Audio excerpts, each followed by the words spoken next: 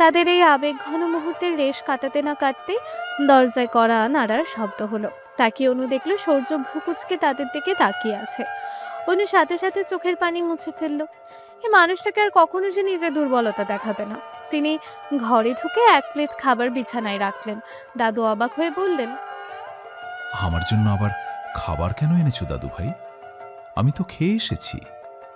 সূর্য পকেটে হাত গুজে ঘাড় বাঁকিয়ে তাচ্ছিল্যের সুরে বললেন, তোমার জন্য এনেছে বলেছে নাকি?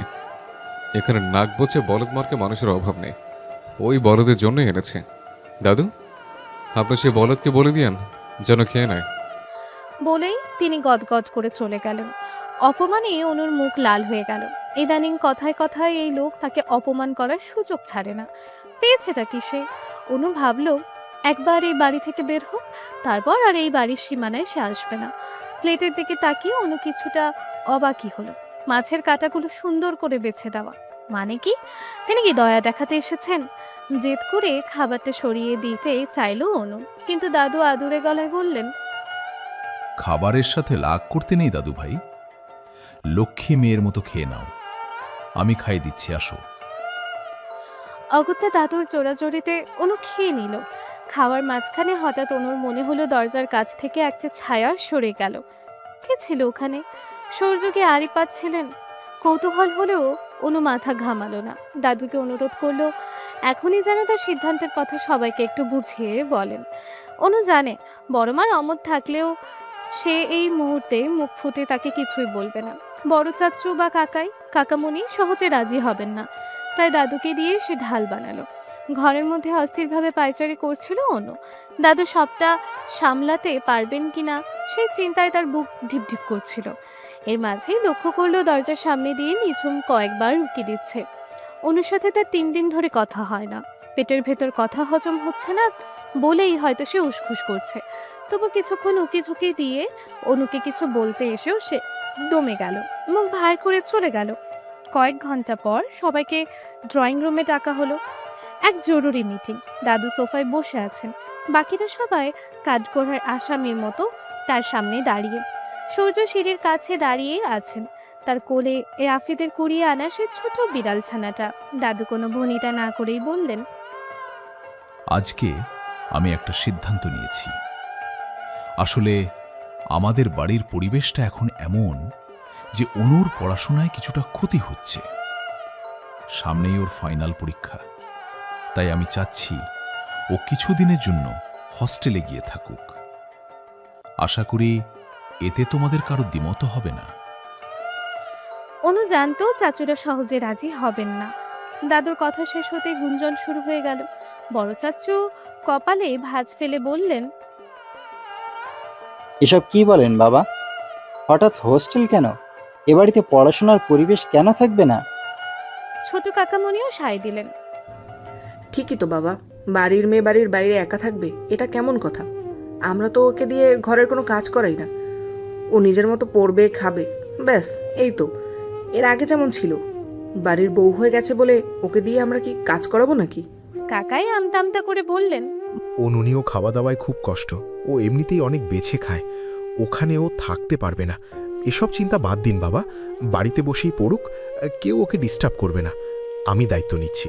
বড় চাচু আবারও বললেন, অনুর হোস্টেলে যাওয়ার সিদ্ধান্তে আপনার সাথে আমি একমত হতে পারলাম না বাবা। কথাটা বলে চাচু অনুর মুখের দিকে তাকালেন। তারপর জানি না কি ভেবে দীর্ঘশ্বাস ফেলে বললেন, ঠিক আছে, ও যদি সত্যি নিজের ভালোর জন্য কিছুদিন হোস্টেলে থাকতে চায়, আমি নিজেই ওকে রেখে আসব। নিজে কথা বলে সব ব্যবস্থা করে দেব। বড় চাচু এমন আকস্মিক সিদ্ধান্তে সবাই অবাক হয়ে গেল। অনু কোনো কথা বলল না, মাথা নিচু করে রইল ঠোঁট কামড়ে। মনে হচ্ছিল এখনই ডুকরে কেঁদে দেবে, কিন্তু নিজেকে সে পাথর করে রাখলো। এই মানুষগুলো যে তাকে অনেক ভালোবাসে, আর অনু এদের অনেকটা ভালোবাসে। সে জানে তার এই সিদ্ধান্তে সবাই কষ্ট পাচ্ছে, কিন্তু আজ সে স্বার্থপর হতে চায়। সায়রা একবার সূর্যের দিকে তাকাচ্ছেন তো একবার অনুর দিকে। তার চোখে এক অদ্ভুত সংশয়। অনু আর চোখে সূর্যের দিকে তাকালো তার প্রতিক্রিয়া দেখার জন্য, কিন্তু সে নির্বিকার। সিঁড়ির রেলিংয়ে হেলান দিয়ে এক পায়ের ওপর অন্য পা রেখে ছন্দ মিলিয়ে নাচিয়ে যাচ্ছে। সে মনে মনে ভাবছিল আপদ বিদায় হচ্ছে, বাঁচা গেল। হঠাৎ এই আলোচনার মাঝে এক ভয়ঙ্কর বোমা ফাটালো নিঝুম। সে বলে উঠল, আজকে সকালে ইশতিয়াক ভাইয়া আমাকে যা বলেছিল তাহলে সেটাই সত্যি? নিঝুমের কথা শুনে অনু আকাশ থেকে পড়ল। ইশতিয়াক এখানে এলো কোথা থেকে? সে তো তাকে কিছুই বলেনি। তবে কি তিনি কলেজের অ্যাডমিনিস্ট্রেশন থেকে জেনে গেছেন? সবচেয়ে অস্বস্তিকর হলো সূর্যের প্রতিক্রিয়া। সে অনুকে সবসময় তার বন্ধুদের ধারে কাছে যেতেও বারণ করত। বিশেষ করে ইশতিয়াক তো 10 হাত দূরে রাখতে চাইতো। আর আপুর বিয়ের দিন যে কাণ্ড ঘটেছিল, তারপর থেকে ইশতিয়াকের নাম শুনলে সূর্য জ্বলে ওঠে। অনু আর চোখে তাকাতেই দেখলো সূর্য রক্তচক্ষু নিয়ে অনুর দিকে তাকিয়ে আছে। চোখের সেই তীব্রতা সইতে না পেরে অনু সাথে সাথে চোখ নামিয়ে নিল। কি ভয়ঙ্কর ওই চোখ দুটো! আগে ওই চোখ দুটোকে মায়াবী নেশার মতো লাগতো, তাকালেই তলিয়ে যেতে ইচ্ছে করতো। আর আজ সেখানে কেবলই আগুন। দাদু বাবাকে উদ্দেশ্য করে বললেন, রাশেদ, অনু হস্টেলে গেলে তোমার কি কোনো আপত্তি আছে? বাবা কিছুক্ষণ চুপ করে রইলেন। আগে তাকে কখনো এত চুপচাপ থাকতে দেখেনি অনু। তারপর নিষ্পৃহ গলায় বললেন, যার জীবন তার ইচ্ছা, এখানে আমার বলার কি আছে? বলেই তিনি চলে গেলেন। তার কথায় কি বিরক্তি ছিল নাকি অভিমান, তার সাথে অনুর কোনো কালির সুসম্পর্ক তো ছিল না। তবু এর আগে কষ্ট লাগলেও আজ তার এই রুড়ো কথাগুলো কেন যেন খুব একটা খারাপ লাগলো না। দাদু এবার সূর্যের দিকে তাকালেন কিছু জিজ্ঞেস করার জন্য, কিন্তু সূর্য দাদুকে কোনো সুযোগ না দিয়ে গটগট করে সিঁড়ি দিয়ে উপরে চলে গেল। অনু জানেই সে এখন রাগে অন্ধ হয়ে আছে। নিশ্চয়ই ভাবছে অনু ইশতিয়াকের জন্য হোস্টেলে যাচ্ছে। সে যা ভাবুক তাতে অনুর কিছু যায় আসে না। কয়েক সেকেন্ড পরে সে আবারও নেমে এলো, হাতে বাইকের চাবি। শক্ত মুখে সবার সামনে দিয়েই সে বাড়ি থেকে বেরিয়ে গেল। একসময় যেই ইশতিয়াক তার বেস্ট ফ্রেন্ড ছিল, হঠাৎ করে কেন তাকে সে এভাবে এড়িয়ে চলতে শুরু করেছিল তা অনুর আজও অজানা। প্রথমবার সূর্যের মধ্যে সে অস্বাভাবিক আচরণ দেখেছিল অনু সেদিন, যেদিন তার পায়ে ব্যথার কারণে সে ক্লাস করতে পারেনি। আর ইশতিয়াক ক্লাসের শিট হাতে তাদের বাড়িতে হানা দিয়েছিল। সেদিন সকালে ফুপিরা আসার পর থেকে দাদুজান তাদের কারোর সাথে একদম কথা বলছিলেন না। বাড়ির বড়রা ফোন দিয়ে এটে সূর্যকে দাদুর কাছে পাঠালো। তারা জানতেন সূর্যর কথা দাদুজান অন্তত ফেলবেন না। তারা সবাই মিলে দরজায় আড়ি পেতেছিল ভেতরে কি হয় জানার জন্য। দাদুজান সবার মতলব বুঝে ফেলেছিলেন। তিনি সূর্যের ওপর চড়াও না হলেও কণ্ঠস্বর কঠিন করে বললেন, তোমরা সবাই হয়তো ওকে মাফ করে দিতে পারো, কিন্তু আমি পারবো না। সমাজ আর আত্মীয়দের সামনে সেদিন যেভাবে অপমানিত হতে হয়েছিল, খান বংশের গৌরব যেভাবে ধুলোয় মিশে গিয়েছিল, তা ক্ষমা করা আমার পক্ষে সম্ভব নয়। যদি ভেবে থাকো ও ফিরে এসেছে বলে আমি সব ভুলে জড়িয়ে ধরব, তবে ভুল ভাবছো। সূর্য তখন পরম মমতায় দাদুজানের কুচকানো হাত দুটো নিজের হাতের মুঠোয় নিয়ে নমনীয় স্বরে বলল, দাদুজান, ভুল তো মানুষেরই হয়। ফুপিও তখন অল্প বয়সে ছিলেন, আবেগের বশবর্তী হয়ে কাজটা করে ফেলেছিলেন। তাছাড়া আপনাকে জানলে তখন তাদের সম্পর্কটা মেনে নিতেন? কখনো নিতেন না। আমাদের বংশে প্রেম মানেই তো বিষাদ। আপনি হয়তো অন্য কারোর সাথে জোর করে বিয়ে দিয়ে দিতেন। সেই ভয়ে তার এই পথ বেছে নেওয়াটা স্বাভাবিক নয়। দাদুজান হুঙ্কার দিয়ে উঠলেন, প্রেম ওটা নোংরামি ছাড়া আর কিছুই নয়। সমাজের চোখে, পরিবারের চোখে ওটা ক্ষমার অযোগ্য অপরাধ। আর তুমি কি আমাকে সেই নোংরামির পক্ষ নিতে বলছো? সূর্য কিছুক্ষণ স্তব্ধ হয়ে থেকে নিচু স্বরে বলল, প্রেম কেন নোংরামি হবে দাদু? এটা তো একটা পবিত্র অনুভূতি। মনের ওপর কি মানুষের হাত থাকে? যে প্রেম নিজের জন্মদাতা পিতাকে সমাজে মুখ দেখাতে দেয় না, পরিবারের সম্মান ধুলোয় মিশিয়ে দেয়, সেটা পবিত্র হয় কি করে? ওসব অলীক কল্পনা ছাড়ো সূর্য। সূর্য দীর্ঘশ্বাস ফেলে আবারও বলল, আচ্ছা, বুঝেছি। তবে দাদু, এখন তো তাদের সাজানো সংসার, দুটো ফুটফুটে ছেলে মেয়ে আছে। ফুপির সাথে না হোক, অন্তত তার সন্তানদের সাথে কথা বলেন। ওরা তো কোনো দোষ করেনি। দাদুজান এবার একটু নরম হলেন, থমথমে গলায় বললেন, ভেবে দেখব। ওসব ছাড়ো। অনু কোথায়? মেয়েটা কাল থেকে একবারও আমার কাছে আসেনি। সূর্য একটু তাচ্ছিল্যের হাসি হাসল। আপনার অনু এখন পায়ে ব্যান্ডেজ নিয়ে বিছানা শুয়ে আছে। একটার পর একটা নাটক চলছে ওর। সহ্য করতে না পেরে আমি ওকে একটা চর মেরেছি। সেটা হজম করতে ওর একটু সময় লাগছে। দয়া করে এখন আমার ওপর নালিশ করবেন না। ওই চরটা ওর প্রাপ্যই ছিল। দাদু হাসলেন, তারপর সূর্যের কাঁধে হাত রেখে বললেন, ওকে এভাবেই সারা জীবন আগলে রেখো দাদু ভাই। ওর যে কেউ নেই, বাবা থেকেও নেই। মেয়েটা বড্ড একা। তোমরাই ওর সব। যেদিন একটা ভালো ছেলে দেখে ওর বিয়ে দিতে পারবো, সেদিনই আমি শান্তিতে মরতে পারবো।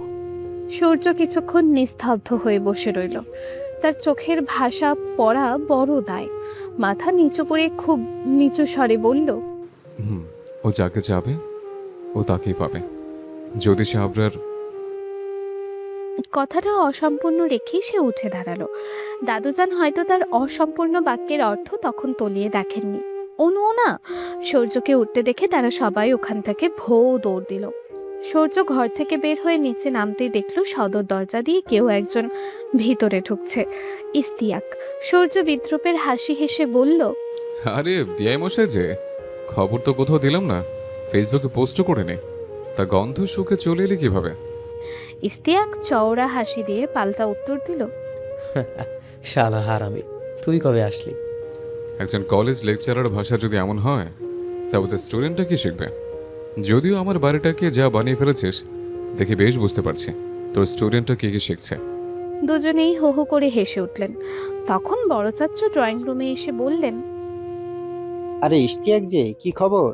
তোমাদের তো রাতে আসার কথা ছিল, কোনো সমস্যা হয়েছে নাকি? না না আঙ্কেল, কোনো সমস্যা নেই। আমি এদিকে অন্য একটা কাজে এসেছিলাম। কালকের ক্লাসটা অনু করতে পারেনি ওর পায়ের চোটের জন্য, তাই ভাবলাম নোটগুলো দিয়ে যাই। রাতে অনেক ভিড় থাকবে, ব্যস্ততা থাকবে, তাই এখনই দিয়ে গেলাম। শিটগুলো গাড়িতেই ছিল, তাই একেবারে কাজ সেরে নিলাম। বড় চাচু হেসে বললেন, ওহো আচ্ছা, তোমার ওই অবাধ্য ছাত্রী ওপরেই আছে, পায়ে ব্যথা নিয়ে দিব্যি আড্ডা দিচ্ছে। আজ কিন্তু না খেয়ে যাবে না। আমি একটু কাজে বের হচ্ছি, এসে তোমার সাথে জমি আড্ডা দেবো, কেমন?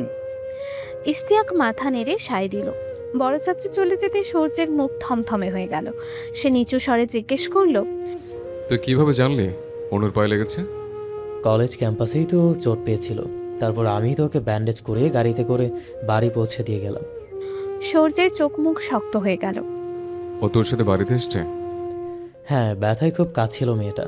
আমি তো ভয় পেয়ে গেছিলাম, রক্ত বের হচ্ছিল। আচ্ছা, আমি ওকে শিটগুলো দিয়ে আসি। সূর্য রুক্ষভাবে হাত বাড়িয়ে বলল, আমাকে দে, আমি দিয়ে দেব। না মানে, আমি ভাবলাম একবারে দেখেও আসবো পায়ের কি অবস্থা। আমি এগুলো নিজেই ওর হাতে দিয়ে দিই। দেখার প্রয়োজন নেই, ও এখন ঘুমাচ্ছে। আমাকে দে, উঠলে আমি দিয়ে দেব। ঠিক সেই মুহূর্তেই অনু সায়রার হাত ধরে হাসতে হাসতে নিচে নামছিল। তাদের দেখে ইস্তিয়াক উজ্জ্বল মুখে বলে উঠল, আরে অনু, তুমি নাকি ঘুমাচ্ছিলে? ওই না তো, আপনি এখানে? পা কেমন আছে এখন তোমার? হ্যাঁ, এখন অনেকটা ভালো। এই যে তোমার শিটগুলো নিয়ে আসলাম। অনেক ধন্যবাদ ভাইয়া, তবে প্রয়োজন ছিল না। আমি মিথিলা বা তনির থেকে নিয়ে নিতাম। সমস্যা নেই, নাও। অনু হাত বাড়িয়ে শিটগুলো নিতে গেল। হঠাৎ সে লক্ষ্য করলো সূর্য তার দিকে এমনভাবে তাকিয়ে আছে যেন তার চোখ দিয়েই অনুকে জ্বালিয়ে ছাই করে দেবে। অনু তো এমন কিছু করেনি যে লোকটা এইভাবে তাকিয়ে থাকবে। ভয় ভয়ে শিটগুলো হাতে নিয়ে এসে বলল, হ্যাঁ বড় মা, আসছি। সায়রা ভ্রুকুচকে বলল, বড় মা আবার তোমাকে কখন ডাকলেন? এই তো ডাক দিলেন, তুমি শুনতে পাওনি? আমি শুনেছি, আমি আসছি। বলেই অনু আর চোখে সূর্যকে একবার দেখে নিয়ে ব্যথার পা নিয়েই একরকম ছুটে ওখান থেকে পালালো। সেই সময় নিঝুম কোত্থেকে যেন উদয় হলো। ইস্তিয়াককে দেখে ওর চোখ দুটো চিকচিক করে উঠল। ইশতিয়াক ভাইয়া অনেকদিন পর আসলেন, আপনার আপ্যায়ন তো করতেই হয়। কি খাবেন বলুন? চা? ইস্তিয়াক হেসেই বলল, অনেক ধন্যবাদ ম্যাম ওরফে বিআইন সাহেবা। আপনার বন্ধু শিট নিয়ে আমাকে সেবা করার ভয়ে পালিয়েছে। অন্তত একজন বিআইন তো চায়ের কথা জিজ্ঞেস করলো। যদি আমার হবু ভাবিকে তার দেবরের জন্য এক কাপ চা দিতে বলেন তবে ভালো হয়। নিঝুম হাসি মুখে মাথা নেড়ে বলল, অবশ্যই। আমি রুকাইয়া আপুকে বলছি, তার একমাত্র দেবর তার হাতে চা খেতে চাচ্ছে। নিঝুম চলে গেল। অনু দরজার আড়ালে দাঁড়িয়ে সব শুনছিল। বুকের ভেতরটা তখন কেন জানি এক অজানা আশঙ্কায় কাঁপছিল। সায়রা তখনও বেশ কিছুক্ষণ বোকার মতো সেখানে দাঁড়িয়ে রইল। সে বোধহয় বুঝতেই পারল না অনু কেন হঠাৎ বড় মার নাম করে ওভাবে দৌড়ে গেল। ওখান থেকে ও পা বাড়াতেই ছোট কাকিমণি রান্নাঘর থেকে ওকে ডেকে নিলেন। সায়রা আর দাঁড়ালো না, পা বাড়িয়ে ওদিকে চলে গেল। ড্রয়িং রুমে তখন শুধু সূর্য আর ইস্তিয়াক। ইস্তিয়াক আরাম করে সোফায় হেলান দিয়ে বলল, তা তোর কি খবর দোস্ত? এদিকে পার্মানেন্টলি আসছিস কবে শুনি? সূর্য এক মুহূর্ত থামলো, তারপর গম্ভীর গলায় বলল, আর খবর, আব্বুর জন্য শান্তিতে থাকতে পারছি না। একটা মাত্র ছেলে, বাড়ি ছেড়ে দূরে থাকা যাবে না। দেখি সপ্তাহের মধ্যে এখানে ট্রান্সফারের ব্যবস্থা হয়ে যাবে। ঠিক সেই সময় কুলসুম খালা ট্রেতে করে চা নিয়ে এলো। চা দিয়ে তিনি কিছুক্ষণ কুশল বিনিময় করে চলে গেলেন। ইস্তিয়াক চায়ের কাপে চুমুক দিতে দিতে হঠাৎ তার নজর পড়ল দরজার দিকে। এতক্ষণ তিনি সায়রাকে ওভাবে খেয়াল করেননি। একবার সায়রা যাওয়ার পথের দিকে তাকিয়ে আবারও সূর্যের দিকে তাকালো। সূর্য তখনও নির্বিকারভাবে ফোনে স্ক্রল করছে। ইস্তিয়াক ফিসফিস করে কৌতূহলী গলায় জিজ্ঞেস করলো, ওই মেয়েটা কে রে? আগে তো কখনো এই বাড়িতে দেখিনি, নতুন মনে হচ্ছে। ইস্তিয়াকের প্রশ্নের উত্তরে সূর্য ভ্রকুচকে একবার সায়রার দিকে তাকালো, তারপর নির্লিপ্ত গলায় বলল, ফুপির মেয়ে। কথাটা বলে চোখ সরিয়ে নিতে গিয়েও সূর্যর চোখ আটকে গেল। সায়রা একটা ওভারসাইজড টি শার্ট আর ম্যাগি প্যান্ট পরে আছে। রাতে বাড়িতে এঙ্গেজমেন্ট অনুষ্ঠান, সেই উপলক্ষে ডেকোরেশনের কাজ করতে আসা কিছু পুরুষ কর্মীর লোলুপ দৃষ্টি বারবার সায়রার শরীরের ওপর গিয়ে পড়ছে, যেন তারা দৃষ্টি দিয়ে গিলে খাচ্ছে তাকে। দৃশ্যটা দেখেই সূর্যের চোয়াল শক্ত হয়ে গেল। সে সোজা উঠে গিয়ে রিদানকে উচ্চস্বরে ডাকলো। রিদান ছুটে আসতে সে কঠোর গলায় বলল, ওনার ঘর থেকে একটা ভালো দেখে ওনা নিয়ে আয় তো। 14 বছর বয়সী রিদান তখনও অতটা গভীরতা বোঝেনি। সে অনুর ঘরে গিয়ে ওর আলমারিতে সবচেয়ে সুন্দর করে গুছিয়ে রাখা ওড়নাটা নিয়ে এলো, যেটা অনু সবার থেকে আলাদা করে সযত্নে রাখত। রিদান ওড়নাটা আনলে সূর্য কোনো কথা না বলে সেটা সায়রার গায়ে এক প্রকার ছুঁড়ে দিল। সায়রা থমকে গেল, থতমত খেয়ে গেল। অপমানিত বোধ করে ওড়নাটা ধরে রেখে রুখে দাঁড়িয়ে বলল, সূর্য, এটা কি ধরনের অসভ্যতা? যে ধরনের অসভ্যতা করলে তার সাথে যেমন ব্যবহার করা উচিত ঠিক তেমনটাই করছে। It's Shaira, remember, it is not you America, এটা বাংলাদেশ। নিজে কিভাবে চলবেন সেটা আপনার ব্যক্তিগত ব্যাপার হতে পারে, কিন্তু পরিবেশটা অন্তত মাথায় রেখে শিখুন। নিজের শরীর ঢাকাটা এখানে আভিজাত্য নয়, প্রয়োজন। যদি অন্তত এই দেশি লালসার শিকার হতে না চান, তবে নিজেকে আবৃত করতে শিখুন। আপনার কথায় আমি চলবো না। আমি কি করব না করব তা আমার ব্যক্তিগত ব্যাপার। কেউ তাকালে তাতে আবার কি দোষ? তার মন পরিষ্কার না থাকলে সেটা তার সমস্যা, ঠিক আপনার মতো। বলেই সায়রা ওড়নাটা ছুঁড়ে ফেলে দিল। সূর্য এবার আরো কঠোর হয়ে বলল, ম্যানার্সলেস, অসভ্য মেয়ে কোথাকার। সূর্য গটগট করে চলে গেল, কিন্তু সায়রা সেখানে স্তব্ধ হয়ে দাঁড়িয়ে রইল। সে বুঝতে পারছিল না এই মানুষটা কেন সবসময় ওভাবে কথা বলে, কেন সে একটু নমনীয় হতে পারে না।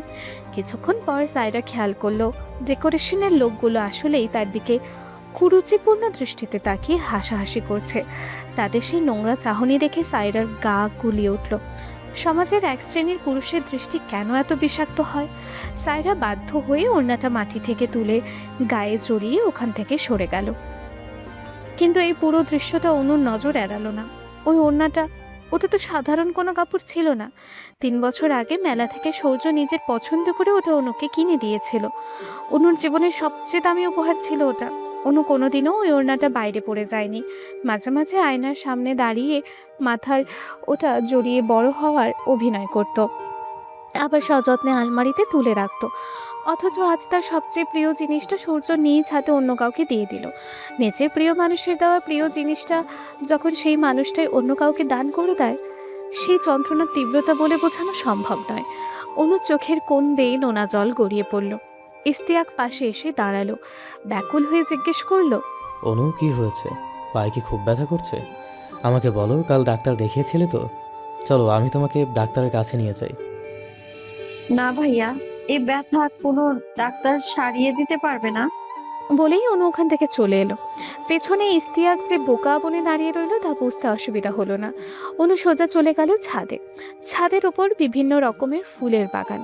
অনু আর বড় বাবা মিলে এগুলো লাগিয়েছিল, আর গাছগুলো সূর্য নিজে পছন্দ করে কিনে এনে দিয়েছিল।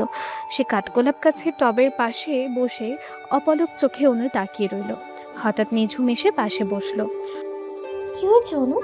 ইশতিয়াক ভাইয়া আমাকে ডেকে তোর কাছে পাঠালেন কেন? আপু, আমি সায়রাপুকে অপছন্দ করি না, কিন্তু পছন্দও করতে পারছি না। এসব কি বলছিস তুই? কি হয়েছে খুলে বলতো। অনু নিজেকে সামলাতে না পেরে ডুকরে কেঁদে উঠল। আপু, সে আসার পর থেকে সবাই আমাকে ছেড়ে তাকে বেশি ভালোবেসেছে। বড় মা সারাক্ষণ তাকে নিয়ে বসে থাকেন। আমার কষ্ট হয় ঠিক, কিন্তু আমি মোটেও জেলাস হই না।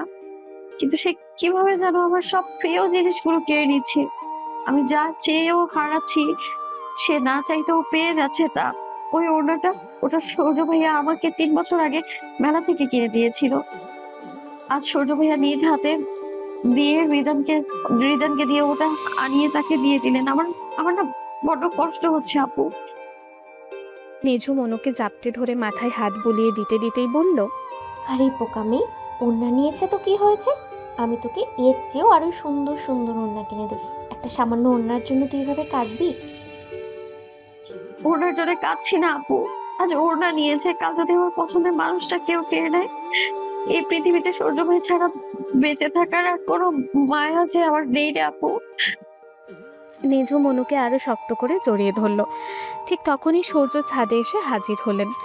অনু, তোর সাথে আমার কথা বলতে গিয়ে তিনি থেমে গেলেন। তাদের ওভাবে দেখে ভ্রু কুঁচকে খানিকটা কর্কশ স্বরে বলে উঠলেন, এখানে দুজন জড়জড়ি করে মরা কান্না কাচ্ছিস কেন? কি হয়েছে? অনু চট করে চোখ মুছে ফেলল। কোনো কথা না বলে পাথরের মতো শক্ত হয়ে সূর্যকে এড়িয়ে নিচে নেমে এলো।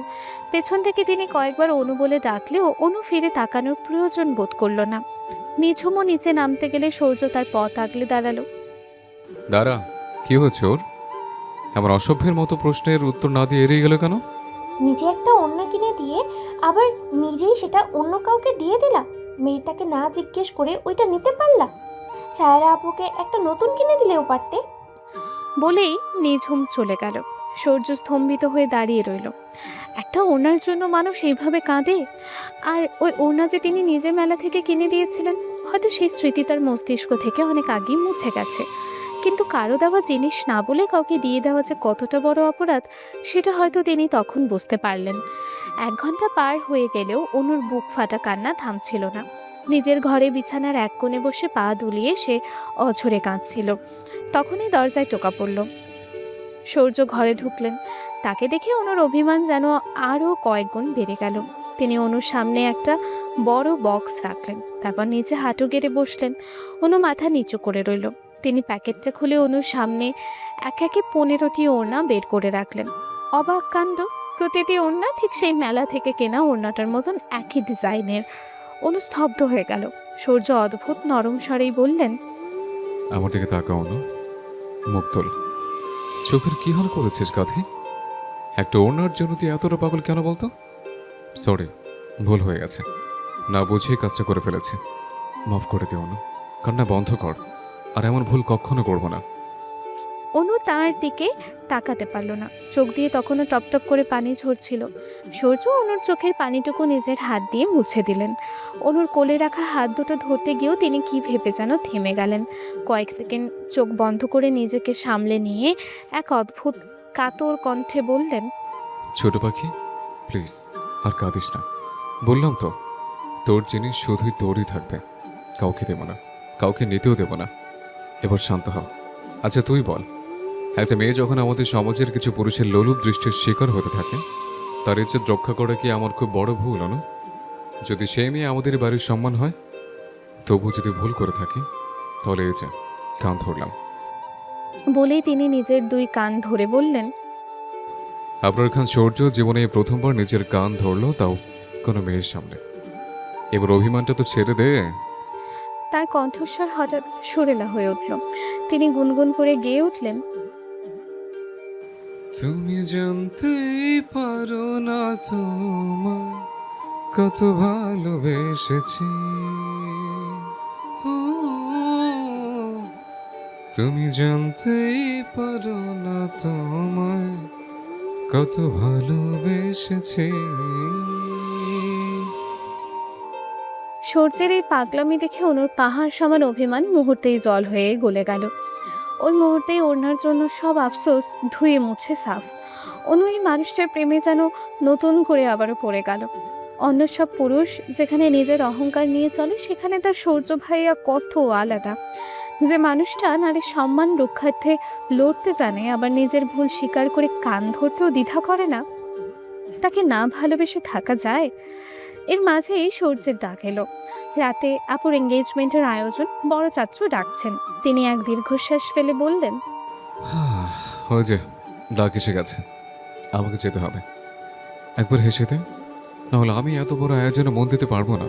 সব পণ্ড হয়ে গেলে লোকে বলবে খানবারের মেয়ের বিয়ে মাঠে হয়েছে, তখন কেমন হবে বলতো? তার কথা শুনে অনু না হেসে পারল না। সূর্য মুচকি হাসলো। তারপর অনুর মাথায় আলতো করে হাত ছুঁয়ে ঘর থেকে বেরিয়ে গেল। অনু স্তব্ধ হয়ে বসে রইল। এমন পুরুষকে কোনো মেয়ে ভালো না বেসে পারে, যে নিজের ভুল স্বীকারের প্রায়শ্চিত্ত করতে 1 ঘন্টার মধ্যে শহর চষে একই ডিজাইনের 15টি ওড়না খুঁজে এনে দেয়। মুহূর্তগুলো কতটাই না সুন্দর ছিল। কিন্তু আপুর বিয়ের রাতটা যত ঘনিয়ে আসছিল, অনুর আর সূর্যের মধ্যে অজানা এক দূরত্বের দেয়াল উঠতে শুরু করলো। আর তার প্রথম ধাপ ছিল সেই রাত, যেদিন অনু নিজেকে সবচেয়ে সুন্দর করে সাজিয়েছিল শুধু সূর্যের একটু প্রশংসার আশায়। আয়নার সামনে বসে সেদিন অনু নিজেকে সাজাচ্ছিল শুধু সূর্যের মুখের একটুখানি প্রশংসার জন্য। নিজের ভাষা ভাষা চোখ দুটোয় গাঢ় করে কাজল দিয়েছিল সে। 2 হাত ভরে পড়েছিল লাল রেশমি কাচের চুড়ি। ঠোঁটে হালকা লিপস্টিক ছুঁয়ে যখন আয়নায় নিজেকে দেখলো, মনে হচ্ছিল লাল শাড়িতে তাকে কোনো পরীর চেয়ে কম লাগছে না। সেই দিন সাজতে সাজতে জীবনের প্রথম শাড়ি পরার স্মৃতিটা অনুর বারবার মনে ভেসে উঠছিল। সেটা ছিল স্কুল জীবনের শেষ অনুষ্ঠান। বান্ধবীদের সাথে পাল্লা দিয়ে বায়না ধরে শাড়ি পরেছিল সে, কিন্তু শাড়ি সামলাতে পারছিল না মোটেও। সত্যি বলতে সেদিনও শাড়িটা পরেছিল সূর্যের জন্যই। বড় মার কাছে অনেক বায়না ধরেছিল যাতে সেই দেবদাস মার্কা সূর্য তাকে স্কুল থেকে আনতে যায়। তিনি প্রথমে রাজি ছিলেন না, কিন্তু বড় মার জোরাজোরিতে শেষ পর্যন্ত গিয়েছিলেন। অনু তখন ষোড়শী মনে প্রেমের নতুন সুর। সে গুনগুন করে গান গাইতে গাইতে তার অপেক্ষায় ছিল। আর সূর্য, তিনি তখন ছিলেন নিভে যাওয়া এক প্রদীপের মতো। কেউ কিছু জিজ্ঞেস করলে শুধু হুম বা না বলে দায় সারতেন। অনু সারাক্ষণ তার চারপাশে ঘুরঘুর করলেও তিনি বিরক্ত হতেন না ঠিকই, কিন্তু খুশিও হতেন না। সেদিন যখন তিনি অনুকে নিতে এলেন, অনুর মনে এক গভীর প্রত্যাশা ছিল, অন্তত আজ তার মুখে একটু প্রশংসা শুনবে। কিন্তু সব আশা মাঝপথে ধূলিসাৎ হলো। খুশির চোটে দৌড়ে তার কাছে যেতে গিয়ে শাড়িতে প্যাঁচকে অনুধ্ববাস করে পড়ে গেল। ব্যথায় কোকিয়ে ঠোঁট উল্টে বাচ্চাদের মতন কেঁদে দিয়েছিল ঠিকই, কিন্তু সূর্য এগিয়ে এলো না। তিনি এক দৃষ্টিতে তাকিয়েছিলেন অনুর দিকে, যেন তিনি এই জগতের কেউ নন, অন্য কোনো গ্রহের বাসিন্দা হয়ে গিয়েছেন। অনুর কান্নার বেগ বাড়তেই তিনি সম্বিত ফিরে পেলেন। তবে মায়া দেখাতে নয়, বরং ধমকের এক বিশাল ঝুলি নিয়ে বসলেন। অনুকে টেনে তুলে নিজের হাতে শাড়ির কুচিগুলো ঠিক করে দিতে দিতেই বললেন, শাড়ির সামলাতে জানিস না? সে আবার শাড়ি পরেছে, মনে হচ্ছে এখনই পেটিয়ে তো শাড়ির ভূত ছাড়াই। ফাজিল একটা। শাড়ি ঠিক করে দিয়ে তিনি গটগট করে সামনে হাঁটা দিলেন। সেদিন অনুর ভীষণ কান্না পেয়েছিল। একে তো ব্যথা পেয়েছিল, তার উপর লোকটা একবার ফিরে দেখা তো দূর, অসভ্য লোকটা তাকে একটু সান্ত্বনা পর্যন্ত দিল না। তবে সেদিন সবচেয়ে অবাক হয়েছিল অনু, অনেকদিন পর সূর্য ঠোঁটে হাসি দেখে। কি চমৎকার ছিল সেই হাসি! কোনো পুরুষের ঠোঁটের এক চিলতে হাসি যে কোনো মেয়ের হৃদয় তুফান তোলার জন্য যথেষ্ট হতে পারে, তা সেই দিন তাকে না দেখলে অনু বুঝতো না। যদিও তখন তার মুখে পুরুষালী দাড়ি কোফের জঙ্গল ছিল, তাতেও লোকটার সৌন্দর্য যেন কমতি ছিল না। তিনি আপন মনে বিড়বিড় করে কি একটা গান গাইছিলেন আর হাঁটছিলেন, যা অনুর কাছে স্পষ্ট ছিল না। অনুর হাঁটতে কষ্ট হচ্ছিল, সাথে ভীষণ লজ্জা আর অপমানও লাগছিল। নিশ্চয়ই লোকটা তার ওভাবে পড়ে যাওয়া দেখে হাসছিল। বিরক্ত হয়ে অনু বলল, তুমি ওভাবে হাসছো কেন সূর্য ভাই? তিনি অনুর দিকে তাকিয়ে রহস্যময় গলায় বললেন, বুঝলি অনু, অনেক মাস পরে ঝাপসা দৃশ্যতে রঙিন কিছু দেখলাম। বলেই তিনি অনুর করুণ অবস্থা দেখে এগিয়ে এলেন। অনুর শাড়ির কুচিগুলো ধরে হাঁটতে লাগলেন। তবে শুধু হাঁটছিলেন না, কিছুক্ষণ পরপর মাথায় একটা গাঁটটা মারছিলেন আর বকা দিচ্ছিলেন।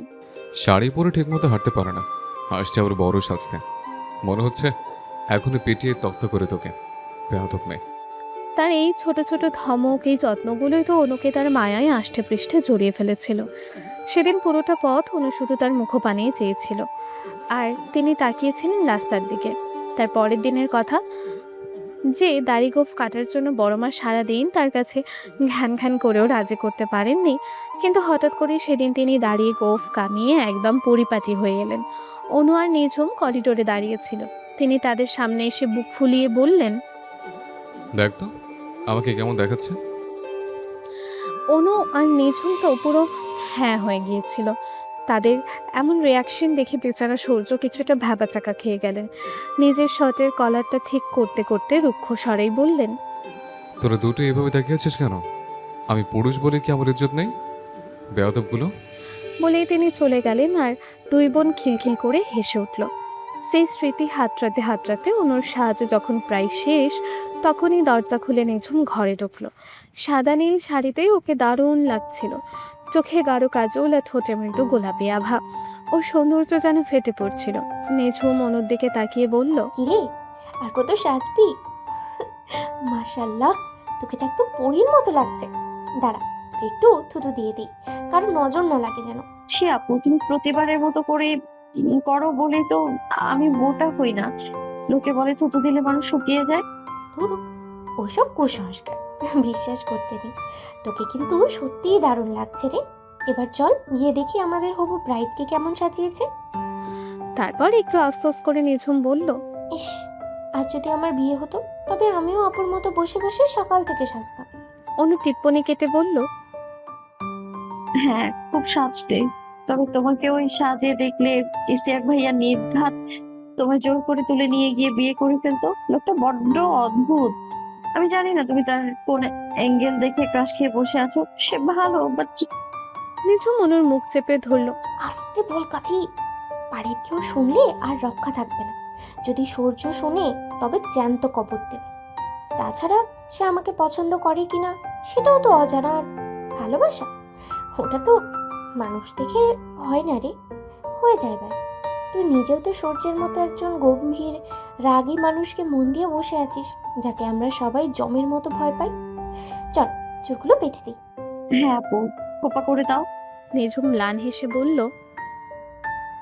চুলগুলো আজ খোলাই রাখুন, তোকে দারুণ লাগছে। না আপু, খোলা চুলে ওই ভিড়ের মধ্যে যেতে ইচ্ছে করছে না। তাড়াতাড়ি একটা খোপা বেঁধে দাও। নিচে দাদু নিশ্চয়ই মনে মনে আমাদের বকছে। সেদিন পুরো খান বাড়ি আলোকসজ্জায় ঝলমল করছিল। সূর্য নিজে দাঁড়িয়ে সব তদারকি করছিলেন। অনেক বছর পর সব আত্মীয়রা এক হয়েছে আপুর এঙ্গেজমেন্টে।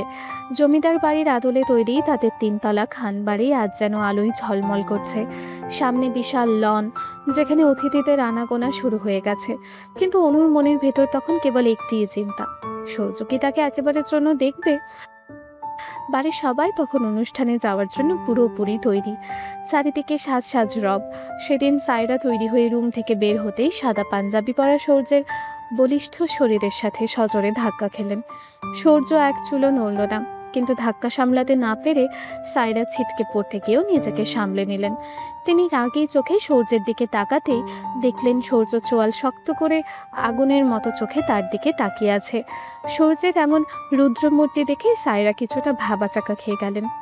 রাগ তো তার করার কথা, কিন্তু এই লোক কেন রেগে আছে? কিন্তু দমে না গিয়ে তিনি আঙুল উঁচিয়ে কিছু একটা বলতেই যাচ্ছিলেন, তার আগে সূর্য রুড়ো স্বরে বলে উঠল, চোখ নেই নাকি দৃষ্টিতে সবসময় সমস্যা থাকে? থাকলে ডাক্তার দেখে চশমা নিন। আপনি নিজে কেন দেখেননি? নাকি মেয়ে বলে ইচ্ছে করে ধাক্কা দিয়েছেন? ইডিয়েট। বলেই তিনি গটগট করে চলে যেতে চাইলেন, কিন্তু সূর্য পেছন থেকে হুঙ্কার দিল, what did you just say? Say it again. আগে নিজেকে দেখুন কি পড়েছেন। এটা আপনার আমেরিকা নয় যে পেট বের করে নিজেকে নায়িকা সাজিয়ে বেহায়া মেয়েদের মতো ঘুরে বেড়াবেন। বড়দের সাথে ঠিকমতো ব্যবহার করো তো জানেন না। তবে এই ড্রেসে যেন নিচে না দেখে আপনাকে মনে থাকে যেন। আমার বাড়ির মেয়েদের এমন অশ্লীলতা আমি মোটেও বরদাস্ত করব না। বলেই সূর্য গটগট করে চলে গেল। সায়রার মুখ অপমানে লাল হয়ে গেল। সে যেন এক অদ্ভুত কারণে এই মানুষটাকে পাল্টা কিছু বলতে পারে না, চাইলেও না। অভিমানে রুমে ফিরে গিয়ে ধপাস করে বিছানায় বসে পড়ল। রাগে গায়ের ওড়নাটা নিচে ছুঁড়ে ফেলল। ঠোঁটের লিপস্টিক এক টানে মুছে লেপটে দিল। চোখ দিয়ে অঝরে পানি পড়তে লাগলো তার। রাগে তখন সায়রার শরীর কাঁপছে। কিছুক্ষণ পর অনু আর নিঝুম রুকাইয়া আপুর কাছ থেকে সায়রাকে নিচে যাওয়ার জন্য নিতে এলো। ওনার এই অবস্থা দেখে তারা চমকে উঠল। অনুর কাছে গিয়ে জিজ্ঞেস করলো, সায়রা আপু, কি হয়েছে? এভাবে কেন বসে আছো? রেডি হওনি কেন? সব এলোমেলো কেন তোমার? সায়রা ডুকরে কেঁদে উঠল। আমি যাব না অনু, তোমাদের বাড়ির ওই সভ্য মানুষদের মাঝে আমার মতো অসভ্য মেয়ের জায়গা নেই। এসব কি বলছো সায়রা আপু? ওঠো তো। আমি যাব না। যখন যে পারবে অপমান করবে। এই বাড়িতে দুদিনের জন্য বেড়াতে এসেছে বলে কি আমার মান সম্মান নেই? ওই অভদ্র লোকটা নিজেকে কি মনে করে? হ্যাঁ, তুমি কি সূর্যের কথা বলছো? ও ছাড়া আর কে আছে এই বাড়িতে? জঘন্য একটা লোক। আচ্ছা, তোমরাই বলো, আমার এই ড্রেস খারাপ কিসের? খারাপ কিছু নেই আপু, তবে এই এলাকার মানুষজন এটা ঠিক ভালো চোখে দেখবে না। আমেরিকায় তুমি যেভাবে চলতে, সেখানে মানে এখানে সেটা চলবে না। কিছু লম্পট পুরুষ তোমার চোখ দিয়ে গিলে খাবে সকালের মতো। কিছু মহিলা পাশে দাঁড়িয়ে জঘন্য সব কথা শোনাবে। সূর্য হয়তো তোমায় এইসব থেকে বাঁচাতেই ওভাবে বলেছে। তিনি একটু বেশি রাগী, তবে মানুষ হিসেবে খারাপ নন। সায়রা চুপচাপ বসে রইল। পরিস্থিতি সামলাতে অনু বলল, আচ্ছা, যা হয়েছে হয়েছে। এবার তোমাকে আমাদের বাঙালি মেয়েদের মতো শাড়ি পরিয়ে দিই। এবার আর না করো না প্লিজ। প্লিজ, সবাই নিচে অপেক্ষা করছে, দাদু রাগ করবেন কিন্তু। সায়রা নাক মুছে সম্মতি দিল। অনু আলমারি থেকে তার সেই প্রিয় পিঙ্ক কালারের শাড়িটা বের করে এনে নিঝুমের হাতে দিল তাকে পরিয়ে দেওয়ার জন্য। নিঝুম অবাক হয়ে বলল, কাল না সূর্য তোর ওড়না সায়রা আপুকে দিল, দেখে অনেক কান্নাকাটি করলি। আজ নিজে থেকে নিজের পছন্দের জিনিস দিয়ে দিলি। অনু ম্লান হেসে বলল, কখনো কখনো পছন্দের জিনিস অন্যকে দিয়ে নিজেও খুশি হওয়া যায় আপু। আর শাড়ি পরলে দাদুও খুশি হবেন। নিঝুম মাথা নেড়ে বলল। তোকে বোঝা দেয়। অতীতের ভাবনা রীতি টানলো অনু। নিঝুম হঠাৎ দরজার সামনে এসে স্থির হয়ে দাঁড়ালো।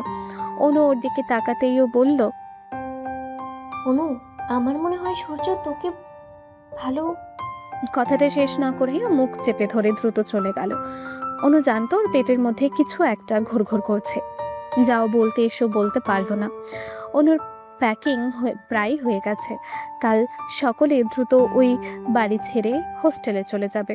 কিন্তু পেটে খিদের ইঁদুর দৌড়ে বেড়াচ্ছে। অলস পায়ে অনু নিচে নেমে ফ্রিজ থেকে একটা আপেল বের করে নিল। কিন্তু রান্নাঘর আর ডাইনিং টেবিল খুঁজে কোথাও একটা ছুরি পেল না। অগত্যা সে কুলসুম খালাকে ডাকলো। খালা যা বললেন তাতে অনুর আকাশ থেকে পড়ার দশা। খালা বললেন, আজকার এই বাড়িতে ছুরি ব্লেড খুঁজা পাইবা না আম্মা। মানে? তোমারে হাসপাতাল থেকে নিয়ে আসার দিন সূর্য বাবায় পাগলের মতো সারা বাড়ি তছনছ করছে। কুয়াই থেকে জানি অত রাগাইলো তার। বাড়ি শুদ্ধা যত ছুরি কাঁচি আর ব্লেড ছিল সব খুঁজা খুঁজা একখানে জড়ো করলো। তারপর সেইগুলা কই নিয়া ফালাইয়া দিয়াইছে আল্লাহই জানে। এই বাড়ি তখন ধারালো কিছু রাখা একেবারে নিষেধ কইরা দিছে সে। কেন খালা, এমন পাগলামো করার মানেটা কি? কুলসুম খালা এদিক ওদিক থাকিয়ে গলা নামিয়ে রহস্যময় ভঙ্গিতে বললেন, কারণ জিগাইয়া কি হইব? তুমি করসালাডা কি মনে আছে? তার উপর আমাগো সূর্য বাবার মতিগতি বুঝন বড় দায়। খালি কইল এই বাড়িতে ধারালো কিছু থাকুন যাইব না। যদি কারোর হাত কাটে বা কেউ নিজেরে নিয়া কোনো পাগলামি করে তবে তার হাড় গোড় আস্ত রাখব না সে। কারে উদ্দেশ্য কইরা এই কথা কইছে হেটা তো তুমি ভালা জানো। অনু ম্লান হাসলো। খালা আবারও বলল, তুমি যা করলা তাতে সবার কলিজা শুকাইয়া দিছ। হাত কাটছো ছুরি দিয়া। সেই ডরে সূর্য বাবা সব সরাইছে যাতে তুমি আর কখনো ছুরি আশেপাশে না পাও। আচ্ছা, কেউ যদি হাত কাটতে চায় তবে কি শুধু ছুরিই লাগে? বাড়ির সব ছুরি ফেলে দিলে কি হবে? কাজ আছে, আবার নতুন করে কিনে এনে সেগুলো কি আমি ব্যবহার করতে পারবো না? খালা আতকে উঠে অনুর মুখে হাত চাপা দিলেন। আস্তাক ফিরুল্লাহ, এই সবার একবারও মুখে আনবা না। এসব কথা সূর্য বাবায় শুনলে তোমার কপালে দুঃখ আছে আম্মা। হ্যাঁ, এখন বাঘের মতো খেপা আছে। আমি ভয় পাই নাকি এটাকে? এখন আমি এই আপেলটা কাটবো কি দিয়ে? বাড়ির সবাই কাটাকাটি করে কি দিয়ে? সব বটি দিয়া কাটে এখন। দাও, আমি কাইটা দেই। লাগবে না। অনু জেদ করে আপেলটা দাঁত দিয়ে কামড়ে খেতে শুরু করলো। লোকটা আসলেই আজব। সেদিন রাতে নিজের ঘর থেকে বের করে দিল, সাথে কত কথা শুনিয়ে দিল। তখন তো দয়া হয়নি, অথচ বজ্জাত লোকটা এখানে বসে ছুরি সরানোর নাটক করছে। খালা অনুর দিকে মায়াবী চোখে তাকিয়ে বললেন, কেমনে এমনটা করলা আম্মা? একবারও কি আমাগো কারো কথা মনে পড়ে নাই তখন? অনু চোখ দিয়ে জল গড়িয়ে পড়ল, ঠোঁটের কোণে একটা তিক্ত হাসি ফুটে উঠল। নিজের ওপর চরম অবজ্ঞা থেকে সে বলল, ওই যে একটা বাক্য আছে না, আমি বড়ই নাদান, স্রষ্টা ছেড়ে পড়েছি তার সৃষ্টির প্রেমে, সেই প্রেম ধ্বংস পরকাল, ইহকাল রয়েছে থেমে। অনুর গলার স্বরটা কাঁপছিল। বুক চিরে দীর্ঘশ্বাস ফেলে সে বলল, জানো খালা, যাকে ভালোবাসার পরিণাম শুধুই শূন্যতা, তাকে ভালোবাসে ফেলাটাই হয়তো নিয়তির সবচেয়ে বড় পরিহাস। আমি আজ সেই নিষিদ্ধ মায়ায় বন্দী, যে আগুনের প্রতিটা শিখা আমায় দগ্ধ করে, অথচ আমি সেই দহনে নিজেকে সঁপে দিয়েছি। এ এক অসহ্য সুন্দর যন্ত্রণা। অনুর কথা শুনে খালা হঠাৎ তাকে জড়িয়ে ধরে ফুপিয়ে উঠলেন, বললেন, এমন কথা কইও না আম্মা। আমার সূর্য বাবা তোমারে অনেক ভালোবাসে, শুধু মুখে কয় না। নাইলে তোমারে ওইভাবে অজ্ঞান দেইখা সে যা করছিল, তা যদি তুমি নিজের চোখে দেখতা, আমাগো কাউরে তোমার একটু ছুঁইতে দেয় নাই, এমনকি তোমার আব্বারও না। সে কি পাগলামি? তুমি চইলা গেলে হ্যাঁ কি করব, একবার ভাবো আম্মা। ওই জায়গায় আমি না হয় অন্য কেউ হলেও তার পাগলামোটা এমনই হতো খালা। তিনি এমনই মানুষ, সবাইকে আগলে রাখতে জানেন। খালা অনুর হাত ধরে মিনতি করলেন, আম্মা, যাইও না তুমি। তুমি গেলে এই বাড়িটা ফাঁকা হইয়া যাইব। আমি তোমার জন্য সারাদিন রানমু। তুমি যা খাইতে চাও সব দিমু। তুমি তো কিছুই খাইতে পারো না, শুকাইয়া গেছো কত। শরীর দিয়া কত রক্ত গেছে তোমার মনে নাই? সূর্য বাবা পাগলের মতো তোমার লাইগা নেগেটিভ গ্রুপের রক্ত খুঁজা আনছিল সেই দিন। খালার কথায় অনুর সব বাঁধ ভেঙে গেল। নিজের কান্না আর আটকে রাখতে পারল না সে। তড়িঘড়ি করে খালার হাত থেকে ছুটে নিজের ঘরে চলে গেল। সিঁড়ি দিয়ে উপরে আসতেই বড়মার ঘর থেকে ঝগড়ার শব্দ কানে এলো। বড়মা আজ প্রথমবার বড় চাচুর সাথে তর্ক করছেন, আর তার কারণটা অনু। তাকে কেন হোস্টেলে পাঠানো হচ্ছে এটা নিয়ে বড়মা ভীষণ ক্ষিপ্ত। বড় চাচু বলছেন, আহা, ও কয়েকদিনের জন্যই তো যাচ্ছে, আবার ফিরে আসবে। ওখানে মন না বসলে তখন দেখা যাবে। বড়মা তবু রাজি হলেন না। শেষ পর্যন্ত বড় চাচুই হয়তো হার মানলেন। অনু জানতো এটাই হবে। বড়মা মুখে যাই বলুন, অনুকে না দেখে তিনি থাকতে পারেন না। কিন্তু সবার এই অবহেলা অনু আর সহ্য করতে পারছে না। তার উপর সূর্যকে প্রতিদিন চোখের সামনে দেখা, নিজেকে সামলানো বড্ড কঠিন। যদি সত্যিই তাদের ডিভোর্স হয়ে যায় আর তিনি সায়রাকে বিয়ে করেন, তবে অনু বেঁচে থেকেও লাশ হয়ে থাকবে। তার চেয়ে আগেই নিজেকে শক্ত করা উচিত, পাথর হয়ে যাওয়া উচিত। দাদুর ঘরে গিয়ে টোকা দিতেই ভেতর থেকে সাড়া এলো। দাদু হাতে চশমা লাগিয়ে মানিক বন্দ্যোপাধ্যায়ের পুতুল নাচের ইতিকথা পড়ছিলেন। বইটা তিনি আগেও অনেকবার পড়েছেন, তবু কেন জানি আজও গভীর মনোযোগ দিয়ে প্রতিটা শব্দ দেখছিলেন। তবে আজ অনুর মনে হলো বইয়ের কুসুম আর শশীর সেই অসমাপ্ত ভালোবাসার পরিণতি যেন সে নিজের জীবনেই দেখছে। কুসুমের সব মায়া যেমন একসময় উঠে গিয়েছিল, শশীর জীবন যেমন শূন্য হয়ে গিয়েছিল, তাদের পরিণতিও কি তেমনই হবে? সূর্য কি শশীর মতোই কোনো এক অদৃশ্য ভালোবাসার মায়ায় বন্দী হয়ে অনুকে দূরে সরিয়ে দিচ্ছে? আচ্ছা, কুসুমের মতো কি অনুও কোনোদিন অন্য কারো হয়ে অন্য সংসারে চলে যাবে? সূর্য কি একদিন শশীর মতো সেই দহন বয়ে বেড়াবে? ভাবনার মাঝে দাদু বললেন, কি রে দাদু ভাই, এখনো ঘুমাওনি? কিছু বলবে? দাদু, আসলে আমি তো কাল হোস্টেলে চলে যাবো, তাই প্যাকিং শেষ করেছি, কাল সকালে বের হব। দাদু দীর্ঘশ্বাস ফেলেই বললেন, একটু বেশি তাড়াহুড়ো করছো না তো দাদু ভাই? এই বাড়ির কোনো মেয়ে কখনো হোস্টেলে থাকেনি, তুমি প্রথম। খানবাড়ি কোনো মেয়ে তো আমার মতো কখনো অপয়া হয়নি দাদু। দাদু অনুকে জড়িয়ে ধরে মাথায় হাত বুলিয়ে বললেন, ছে ছে, এসব কি বলছো? তুমি কেন অপয়া হবে? তুমি তো এই বাড়ির সবচেয়ে বড় আশীর্বাদ, আমাদের সুখ, আমাদের গর্ব। তোমার হাসি দেখার জন্যই তো এই বুড়োটা এখনো বেঁচে আছে। অনু টুকরে কেঁদে উঠল। আমি সহ্য করতে পারছি না দাদু, প্লিজ আমায় যেতে দাও। বাড়ির সবাই আমার সাথে আগের মতো করে কথা বলে না, সবার নজর যেন আমাকে বারবার মনে করিয়ে দেয় যে আমি অনেক বড় অন্যায় করেছি। কিন্তু আমি তো শুধু তোমার কাছে মনের কথাটা বলেছিলাম দাদু, আমি তো কোনো দোষ করিনি। আমি কেন জন্মের পর থেকে শাস্তি পাচ্ছি? মানুষটা কি পাপের শাস্তি পায়? তাহলে আমি আমি কেন মায়ের গর্ভ থেকে এত এক অভিশপ্ত শাস্তি হয়ে পৃথিবীতে আসলাম? দয়া করে আমাকে এখান থেকে যেতে দাও দাদু, না হলে আমি শেষ হয়ে যাব। পড়াশোনায় মন দিতে পারছি না আমি। দাদু অনুর মাথায় হাত বুলিয়ে পরম মমতায় বললেন, ঠিক আছে, ঠিক আছে আমার লক্ষ্মী দাদু ভাই, কান্না বন্ধ করো। এভাবে কাঁদলে আমারও যে বড় কষ্ট হয়। তুমি যদি হোস্টেলে থেকে শান্তিতে থাকতে পারো, তবে আমি কাল সকালেই তোমাকে সেখানে পাঠিয়ে দেব। বড় মা বড় চাচুকে মানা করেছিলেন, মনে হয় বড় চাচু তাতে সম্মতি দিয়েছেন। দাদু আশ্বস্ত করেই বললেন, আমি সব ম্যানেজ করে দেব, তুমি নিশ্চিন্তে থাকো। মাথা নাড়িয়ে দাদু থেকে বিদায় নিয়ে নিজের ঘরে ফিরে আসতে চোখ পড়ল অনুর বিছানার ওপর আয়েশ করে বসে আছে সে আদুরে বিড়াল ছানাটা। অন্যদিন হলে বয়সের অপরিপক্ক আবেগে হয়তো সে ওকে বুকে জড়িয়ে ধরত। সূর্যের কোল থেকে এসেছে বলে ওর গায়ে লোমে লেগে থাকা সে চেনা সুঘ্রাণটুকু নিজের গায়ে মেখে নিত। কিন্তু এখন আর সেই হৃদয়ে ঝড় তোলা পাগলামিগুলো নেই। ধীর পায়ে বিড়ালটার কাছে গিয়ে ওর গায়ে হাত দিতেই ও একদম গলে কাদা হয়ে শরীর এলিয়ে দিল, যেন বলছে, আমায় আরো একটু আদর দাও। নিজের অজান্তেই অনুর ঠোঁটে হাসি ফুটে উঠল। সে বিড়ালটাকে উদ্দেশ্য করে ফিসফিস করে বলল, আমি কাল চলে যাবো রে।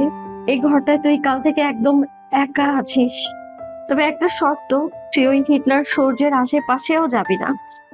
এখন হয়তো খুব আদর পাবি, কিন্তু আমার মতো তোকেও কোনো একদিন ছুঁড়ে ফেলবে সে। তখন ভীষণ কষ্ট হবে রে, যেমন আমার হচ্ছে। বুক ফেটে কান্না আসে, কিন্তু দেখ আমি না কাঁদতে পারছি না, কারণ আমি চাইলেই তো আর কেঁদে সব পেয়ে যাব না। দীর্ঘশ্বাস ফেলে অনু আবারও বলল, আচ্ছা শোন, আমাকে মিস করিস কিন্তু। ভীষণ ভাবে মনে রাখবি আমায়, কারণ এই বাড়িতে আমাকে মনে রাখার মতো তো কেউ নেই। তুই না হয় মনে রাখলি। কথাটা শেষ করতে পেছনে কারো উপস্থিতির উষ্ণতা অনুভব করলো অনু। কেউ একজন ঠিক তার পেছনে এসে দাঁড়িয়েছে। তার শরীরের তপ্ত শ্বাস অনুর ঘাড় অব্দি পৌঁছে যাচ্ছে। শরীরে সে পরিচিত উষ্ণতা জানান দিচ্ছে তিনি এসেছেন। ভয়ে আর আবেশে অনুর নড়াচড়া করার ক্ষমতা লোপ পেল। খুব নিচু স্বরে এক গভীর কণ্ঠস্বর কানে এলো, বলেছিলাম না, আমার জীবন আর আমার জিনিসের সবকিছু থেকে দূরে থাকবে।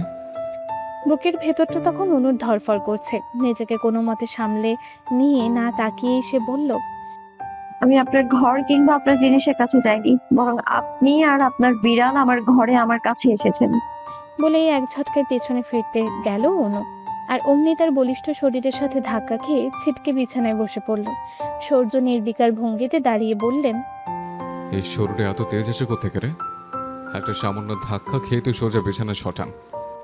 তিনি অনুর গোছানো ব্যাগ আর প্যাকিং এর দিকে তাকিয়ে ভ্রু কুচকালেন। এসব কি? তোকে হোস্টেল যাওয়ার পারমিশন কে দিয়েছে?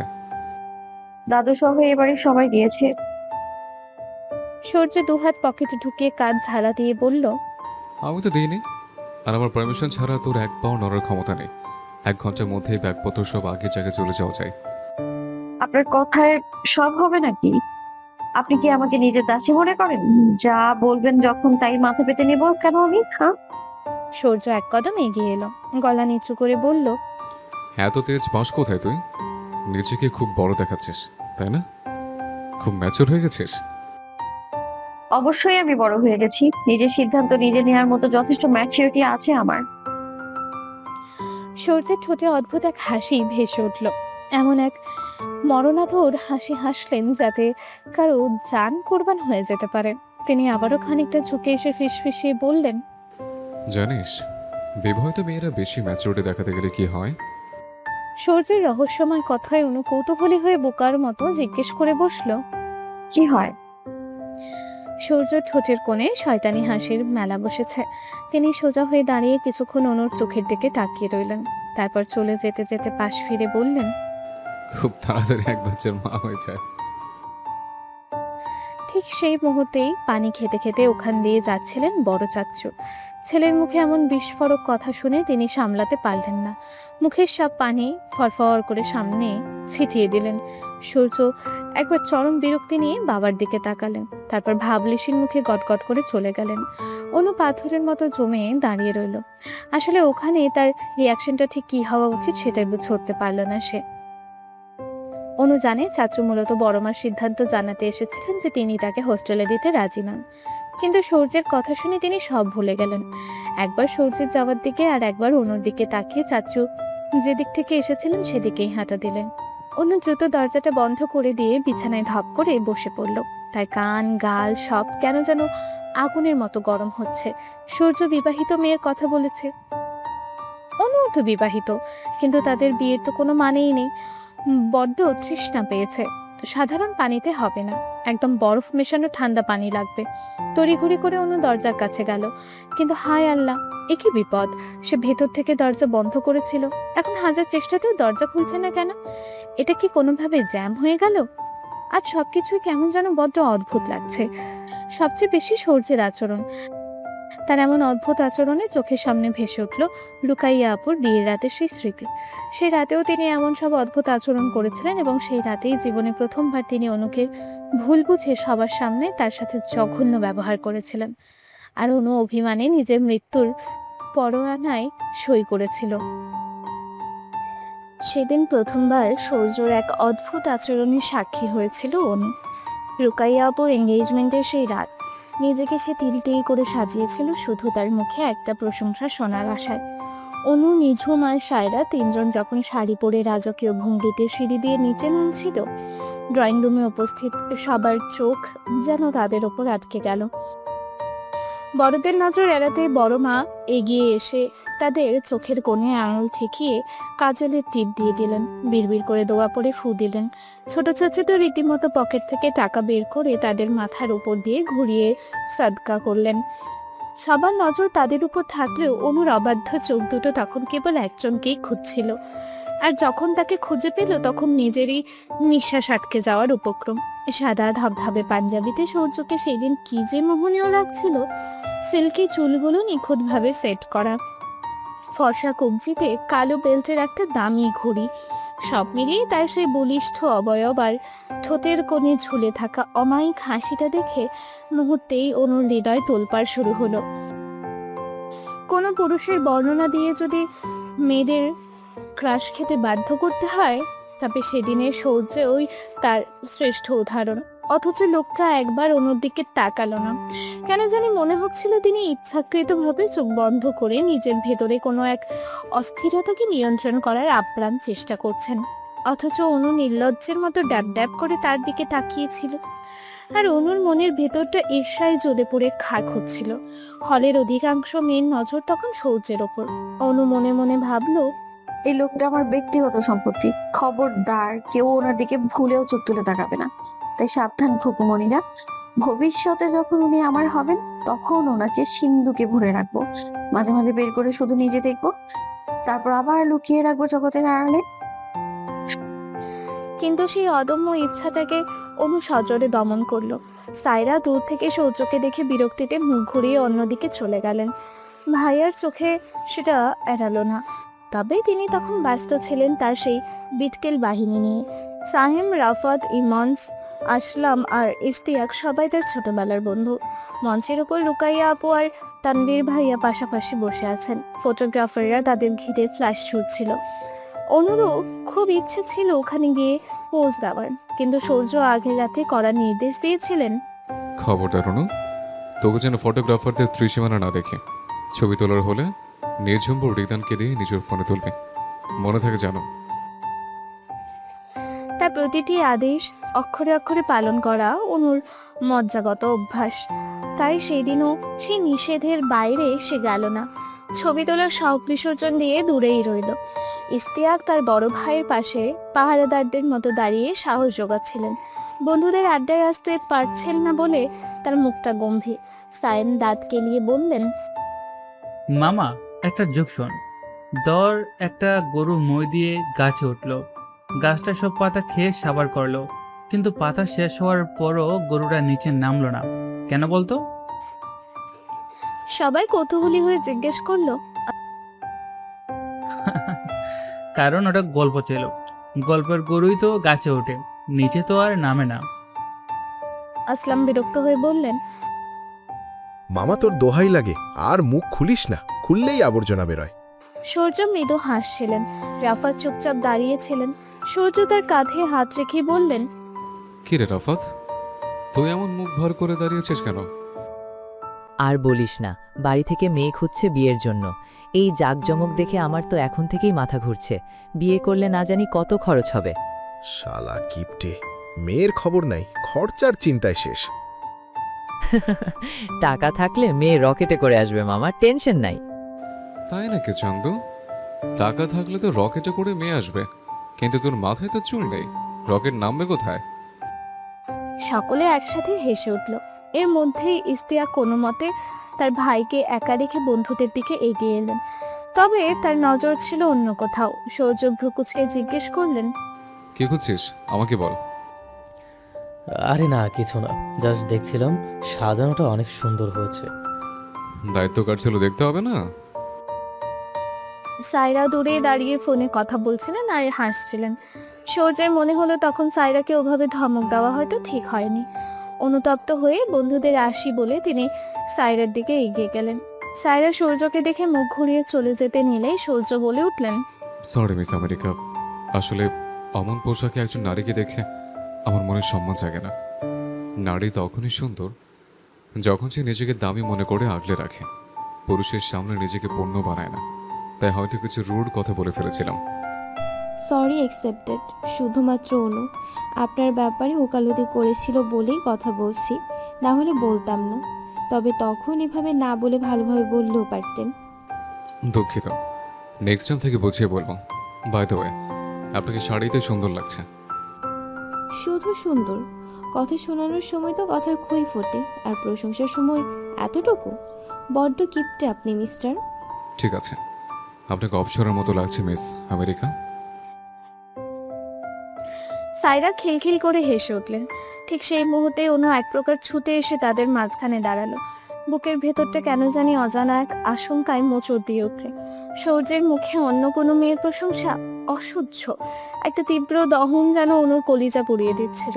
অনু সূর্যের চোখের দিকে তাকিয়ে জেদ মেশানো গলায় বলল, সূর্য ভাই, আমি শাড়ি পরলাম অথচ তুমি একবারও বললে না আমার কেমন লাগছে। সূর্য অনুর দিকে তাকালেন না, দৃষ্টি অন্যদিকে রেখে খুব নির্লিপ্ত স্বরে বললেন, সুন্দর লাগছে। শুধু সুন্দর? তিনি একটা গভীর দীর্ঘশ্বাস ছাড়লেন। একবার মাত্র অনুর চোখের দিকে তাকালেন। সে অদ্ভুত চাহনি পরক্ষণেই সরিয়ে নিয়ে ধরা গলায় বললেন, চাঁদের মতো সুন্দর লাগছে। তার এই ছোট প্রশংসাটুকুতেই অনুর সব রাগ পানি হয়ে গেল। লজ্জায় মুখ নামিয়ে অনু মুচকি হাসল। এমন সময় পেছন থেকে তন্নি আর মিথিলা তাকে ডাকতে শুরু করলো। একরাশ বিরক্তি নিয়ে সে সেই দিকে পা বাড়ালে, কিন্তু যাওয়ার সময় কানে এলো সায়রার সেই বাঁকা প্রশ্ন, চাঁদের মতো কাকে বললেন? অনুকে নাকি অন্য কাউকে? কারণ আপনার চোখ তো অন্যদিকে ছিল। সূর্য এবার এক অদ্ভুত রহস্যময় হাসি হাসলেন। গভীর এক অনুভূতির রেশ টেনেই বললেন, ভয়ঙ্কর সুন্দর কোনো কিছুর দিকে তাকাতে নেই, চোখের সাথে সাথে হৃদয়ের ঝলসানোর সম্ভাবনা সবচেয়ে বেশি থাকে। মানে? আপনি একজন বাধ্য মেয়ে, বললাম আর আপনি শাড়ি পরে ফেললেন। রূপবতী তো জানতামই, এখন দেখছি বুদ্ধিমতী হতে চাইছেন। তবে সবকিছু বুঝতে নেই, শাড়িতে আজ আপনাকে পূর্ণাঙ্গ নারী লাগছে। বহু পুরুষ অলরেডি আপনার প্রেমে পড়ে গেছে। কয়েক বছর আগে এলে হয়তো আমিও পড়ে যেতাম। বাঙালিরা ফ্ল্যাটিংয়ে উস্তাদ, সেটা মমের কাছে শুনেছিলাম, আজ নিজের চোখে দেখলাম। এটা কোনোভাবেই ফ্লার্টিং না, সুন্দরকে সুন্দর বলে সৎ সাহস মাত্র। অনু তন্নি আর মিথিলার সাথে দাঁড়িয়ে গল্প করলো। তার প্রাণ পাখিটা ছটফট করছিল। সূর্যের আশেপাশে তাদের ওভাবে কথা বলতে দেখে অনু ভেতরটা জ্বলে খাক হয়ে যাচ্ছিল। ইচ্ছে করছিল এখনই এই আসর ছেড়ে কোথাও চলে যেতে। বান্ধবীরা মিলে প্ল্যান করলো এনগেজমেন্ট শেষ হলেই বাইরে কোথাও ঘুরতে যাবে। আংটি বদলের অনুষ্ঠান শুরু হলো। বাড়ির সবাই মিলে সূর্যকে গান গাওয়ার জন্য জোরাজোরি শুরু করলো। তিনি শেষমেশ গিটার হাতে তুলে নিলেন। সাদা পাঞ্জাবিতে তার ওই রাজকীয় লোক আর হাতে গিটার। অনুর মনে হচ্ছিল হৃৎপিণ্ডটা বুঝি এখনই ছিঁড়ে বেরিয়ে আসবে। তিনি গিটারের তারে টুংটাং আওয়াজ তুললেন। সায়রা এসে ঠিক অনুর পাশে দাঁড়ালেন। সূর্য চোখ বন্ধ করে গিটারের তারে আঙুল বুলিয়ে গাইলেন। গানের প্রতিটা লাইনে অনুর বুক কেঁপে উঠছিল। সে বুঝতে পারছিল না এই গানটা কার জন্য। সূর্য মাঝে মাঝে আর চোখে তাকাচ্ছিলেন। অনু তাকালেই চোখ সরিয়ে নিচ্ছিলেন, কিন্তু তারপর আবার তাকাচ্ছিলেন। অনু বিভ্রান্ত হয়ে গেল। ওই দৃষ্টি কি তার জন্য নাকি সাইরার জন্য? অনুর খুশিতে ডগমগ মুহূর্তেই বিষাদে ভরে গেল যখন দেখলো সাইরা সূর্যকে ইশারায় বাহবা দিচ্ছেন, আর সেও মুচকি হেসে ইশারায় শুকরিয়া জানাচ্ছেন। সূর্য কি তবে এই গানের আকুতিগুলো সাইরার জন্য গাইছেন? তিনি কি তবে সত্যি সত্যি মায়ায় পড়ে গেছেন?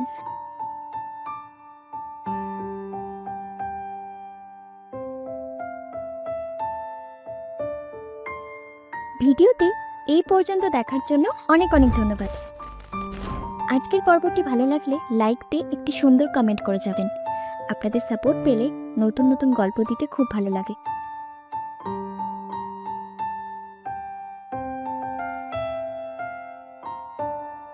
ধন্যবাদ সবাইকে।